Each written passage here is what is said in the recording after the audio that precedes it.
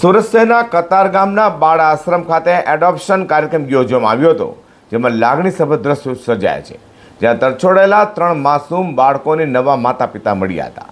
સુરતના કલેક્ટર અને પોલીસ કમિશનરની હાજરીમાં યોજવામાં આવેલા એડોપ્શન કાર્યક્રમમાં ડિંડોલીની હસ્તીને પણ નવું પરિવાર મળતા ખુશીની લાગણી છવાઈ જવા પામી હતી.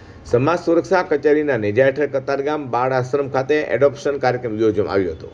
કાર્યક્રમ દરમિયાન હસ્તી સહિત કુલ 3 બાળકીઓને નવા માતા પિતા મળ્યા છે. સુરત કલેક્ટર અને પોલીસ કમિશનર સાથે તેમની પત્નીઓએ માતા પિતાને મોઢું મીઠું કરાવી શુભકામનાઓ પાઠવી હતી.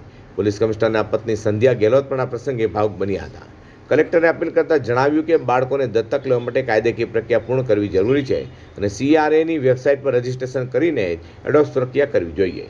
આજે સમાજ સુરક્ષા કચેરી અને બાળ સંરક્ષણ ગૃહ ખાતેથી આપણે 3 લક્ષ્મીઓને તેમના પરિવારને સોંપવામાં આવ્યા છે.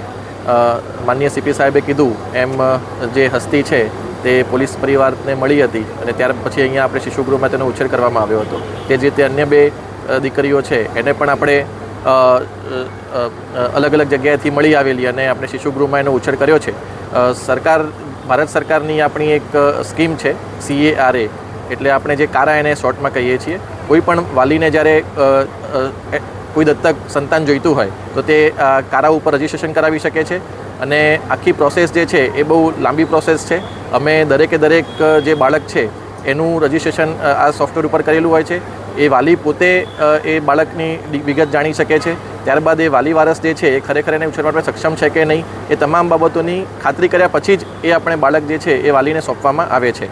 એટલે બહુ પારદર્શક પ્રક્રિયાથી અને બહુ જે કહેવાય કે એક્ઝોસ્ટિવ પ્રોસેસથી આપણે બાળકને આપણે એ પરિવાર નવો સોંપીએ છીએ કે જેથી એ ભવિષ્યમાં એ જે ઘરે જાય તો તેનો સારો ઉછેર થઈ શકે. સુરતના કતારગામ બાળ આશ્રમ ખાતે આજે એક ભાવુક અને માનવતાભર્યો કાર્યક્રમ યોજવામાં આવ્યો હતો, જેમાં કલેક્ટર અને સુરત પોલીસ કમિશનરના અધ્યક્ષસ્થાને 3 અનાથ બાળકોને દત્તક લેનાર માતા પિતાને સોંપવાની પ્રક્રિયા હાથ ધરવામાં આવી હતી.